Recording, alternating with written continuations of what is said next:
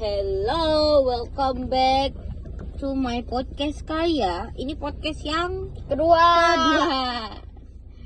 So, masih bersama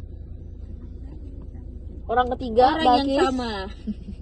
Orang yang sama, nggak usah diperkenalkan. Ya, nah jadi topiknya kali ini kita bakal bahas interaksi antar wilayah utara dan selatan dalam konteks geografi politik tentunya.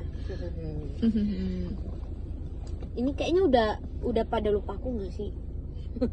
Nggak sih. Ya udah. Kalau gitu aku kenalin diri aku lagi ya. Nama aku Kamaria. Terus, ayo yang lain dong kenalan lagi. Males. Kan tadi udah, makanya nonton yang sebelumnya. Nggak boleh gitu. Halo, nama aku Balkis. Loh, katanya orang ketiga. Kan udah tadi yang Ada. awal, ketiga sudah nanya. Udah, kamu. Nggak boleh gitu. Kamu orang kedua ya? Ayo jawab. Orang kedua. Males. Hai. Namamu siapa? Namanya siapa nih beneran? Halo. Gina. Namanya Gina. So, untuk orang yang terakhir, Last pelabuhan person. terakhir. Bukan terakhir Last Last person. Oke, The one and oke, only. oke. Nama aku Regita Cahya. Oke, Regita, bisa kita panggil Kak Regita aja ya dia ya. Boleh bebas kalian. Nah,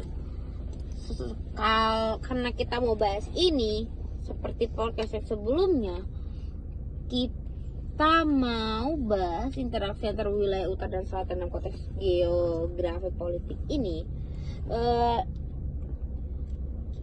Aku mau nanya nih, gambaran mengenai interaksi antar wilayah utara dalam konteks geografi politik secara umum itu gimana? Dan aku mau tanya langsung nih ke Kak Regita. Menurut Kakak, interaksi antar wilayah utara dan selatan ini nih maksudnya apa sih? Oke, baik. Oke, aku jawab ya. Jadi kalau misalnya dilihat dari konteks geografi politik, interaksi antara wilayah utara dan selatan itu mengacu pada hubungan politik, diplomasi, dan juga pengaruh antar kedua wilayah tersebut. Nah, interaksi semacam ini tuh dapat meliputi misalnya pertukaran kebijakan, perdagangan, ataupun letak jalur perekonomian dari itu? kedua negara itu sendiri. Oke. Udah nih, segitu aja. Ya mungkin dari teman-teman yang lain mungkin mau tambahin gitu.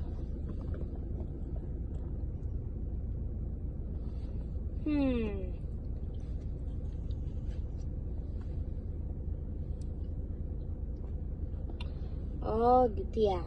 Jadi bagaimana nih kalau kita lihat dari personifikasi utara dan selatan sebagai representasi ketimpangan global ketimpangan global mempengaruhi persepsi terhadap negara-negara maju dan negara berkembang.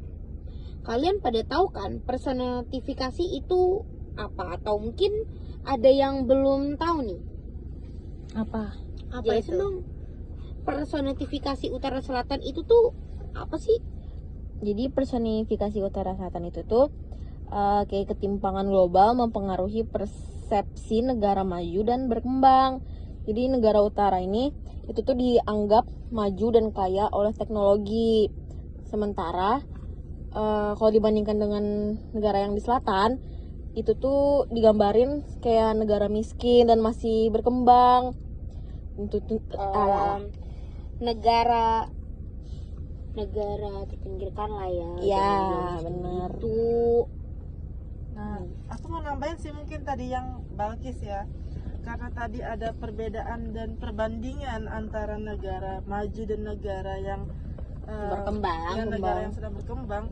Mungkin hal ini tuh karena adanya perbedaan atau perbandingan menimbulkan adanya stigma dan stereotip yang Apa tuh? Bisa tuh mempengaruhi pandangan terhadap kemampuan dan potensi yang dimiliki oleh negara-negara berkembang. Tapi gak hanya itu sih, ada juga beberapa yang mengatakan bahwa ekonomi utara selatan sendiri itu dapat dikatakan memiliki identik yang sama dengan ekonomi negara maju. Nah, misalnya saja dengan kemajuan pembangunan ekonomi yang bisa dijadikan sebagai tolak ukurnya. Terus juga ada menurut Brand menyebutkan bahwa negara selatan yang umumnya itu merupakan negara bekas jajahan. Otomatis ya negara ini tuh mengalami masalah pelik dalam membangun ekonomi dan juga memerlukan adanya dukungan atau support ya dari negara-negara barat untuk bisa memberikan bantuannya atau asistensinya di negara berkembang tersebut. Oke. Baik.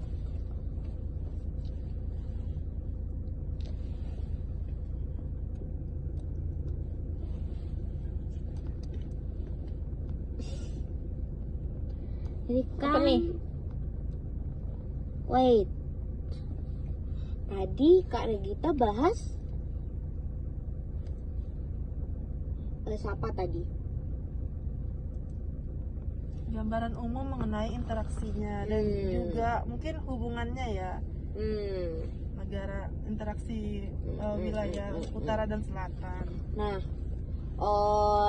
di sini kalau yang kita tahu kan negara utara dan negara selatan atau itu kan kayak pembagian pembagian wilayah berdasarkan kayak kemampuan mereka gitu loh, kayak mengolah sumber dayanya yang mereka miliki. Jadi kan ada yang sukses, ada yang masih berkembang, ada pun masih benar-benar jauh dari kata berkembang itu sendiri. Nah, aku mau tanya, atau kalian tuh tahu negara dunia pertama, kedua dan ketiga itu negaranya siapa aja sih?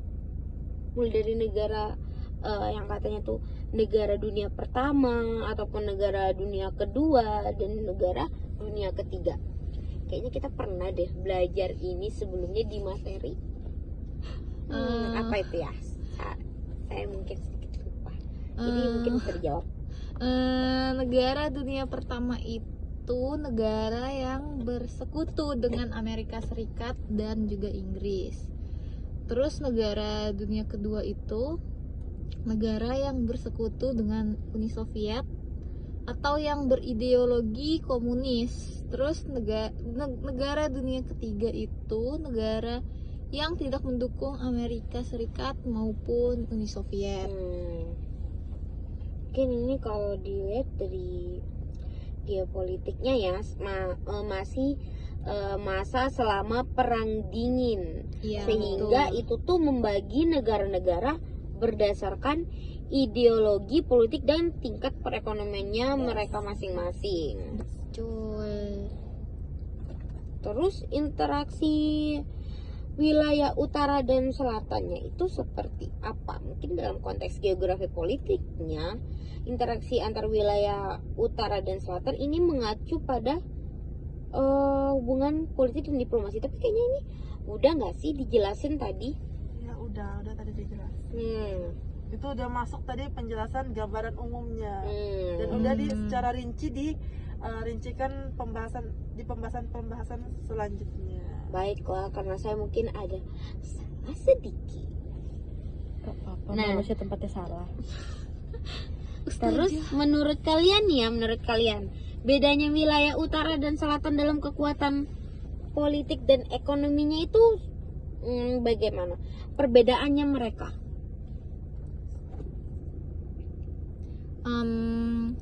Kalau wilayah utara itu seringkali memiliki lebih banyak kekuatan politik dan ekonomi. Sementara wilayah selatan itu sering menghadapi tantangan seperti kemiskinan, konflik, dan kurangnya infrastruktur. setelah kita tahu nih perbedaannya dan juga sebagai personifikasinya nih, kira-kira ada nggak yang mempengaruhi atau faktor yang menjadi penghambat dari interaksi di wilayah utara dan selatan?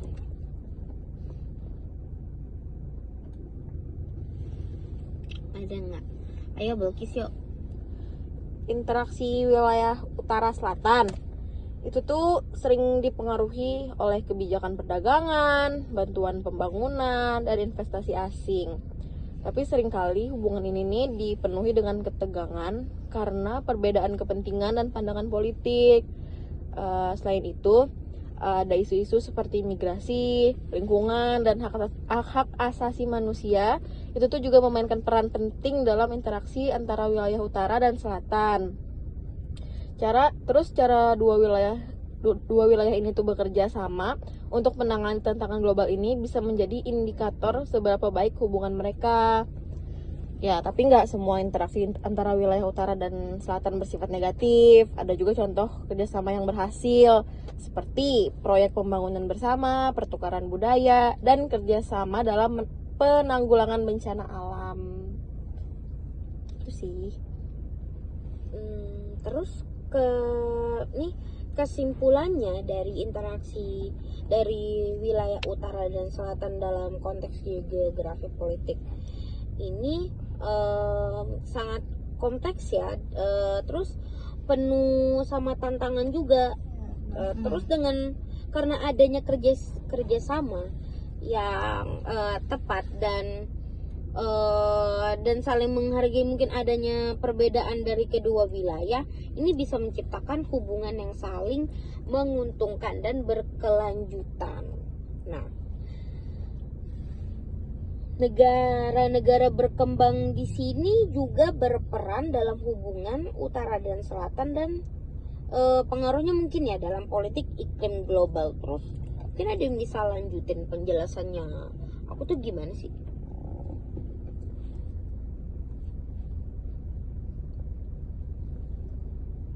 Apa yuk? Ya mungkin dengan munculnya kekuatan-kekuatan baru yang seperti tadi dikatakan oleh Kama bahwa dia dapat berperan dalam hubungan utara selatan dan politik iklim global, membuat atau menciptakan sebuah kekuatan-kekuatan baru yang dimana kekuatan-kekuatan baru itu dapat menggeser keseimbangan kekuatan dalam hubungan internasional, sehingga kalau dilihat itu tuh dapat menyebabkan adanya perubahan dinamika interaksi antara wilayah utara dan selatan.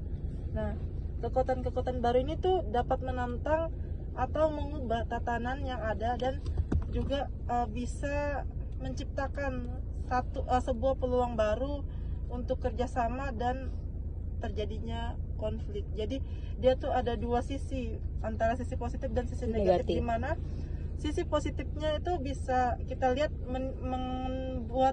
menghasilkan adanya peluang kerja sama antar dua wilayah ini. Tetapi kalau dilihat dari sisi negatifnya ya, dia tuh bisa menjadi salah satu penyebab terjadinya konflik untuk Perang. kedua wilayah tersebut. Tuh. Mungkin itu sih kalau dari aku ya yang aku pahamin. Mungkin dari teman-teman yang lain ada yang bisa tambahin atau paham dengan Ininya kan kalau dari utara dan selatan, utara itu kan digambarkan tuh kayak negara-negara kayaknya kayak Amerika ataupun Inggris, negara-negara yang megang lebih banyak maksudnya negara yang lebih bisa mengelola sumber dayanya mereka, maksudnya kayak lebih duluan gitu loh, mungkin dibanding kayak negara-negara Asia lainnya ataupun Amerika Latin yang di bawahnya. Pasti kan itu bakal butuh pengaruh dari negara-negara besar kan. Yes. Nah, tapi kalau di Asia sendiri kan misalnya tuh masuk karena dia masih bagian negara selatan gak sih, kan ada disebutin tuh Asia. Tapi Asia sendiri ini misalnya Jepang kan itu kalau kita lihat maju ya. Kalau di Asia Tenggara yang maju itu Singapura. Singapura. ya, Singapura. Kalau ASEAN yang lainnya kan kayak misal di Asia Timur kan ada Jepang, ada Korea Selatan, itu kan maju tuh. Terus Sorry guys. kerjasamanya. Terus contoh kerjasama yang berhasil dari negara utara dan selatan itu ada yang bisa nyebutin salah satu contohnya aja. Ini sih inisiatif Gavi, Global Alliance for Vaccine and Immunization. Itu gimana Itu tuh? gimana tuh? Itu Mungkin tuh saya kayak bisa- aliansi global didiriin pada tahun 2000-an untuk meningkatkan akses terhadap vaksin bagi anak-anak di negara berkembang. Aliansi ini tuh dibentuk dengan kerjasama antara negara-negara maju, organisasi internasional, dan sektor swasta. Sampai saat ini, Gavi itu tuh berhasil memvaksinisasi lebih dari 820 juta anak di negara-negara berkembang dan Wow. membantu menyelamatkan jutaan nyawa. Wow, keren. Jadi Gavi ini menunjukkan bahwa kerjasama antara negara utara dan selatan itu tuh dapat menghasilkan dampak yang signifikan dalam bidang kesehatan global. Itu sih yang aku dapat. Ada lagi nggak? Ada lagi nggak yang tahu bentuk dari interaksinya? Kan kerjasama utara selatan itu tuh apa aja sih? Selain dari yang Balkis sebutin tadi, ada yang tahu lagi nggak? Satu lagi dong. Jadi itu ada juga Green Climate Fund. Itu tuh dana hijau untuk iklim. Itu sebuah lembaga keuangan internasional yang didirikan pada tahun 2011 untuk membantu negara-negara berkembang dalam upaya mereka memerangi perubahan iklim. Gas kaca ya. Iya, GCF itu menyediakan dana untuk proyek-proyek yang bertujuan untuk mengurangi emisi gas rumah kaca dan meningkatkan ketahanan terhadap dampak perubahan iklim. Terus GCF ini juga didanai oleh kontribusi dari negara-negara maju dan berkembang. Hingga saat ini GCF itu telah menyetujui pendanaan untuk lebih dari 1000 proyek di negara-negara berkembang dengan total nilai pendanaan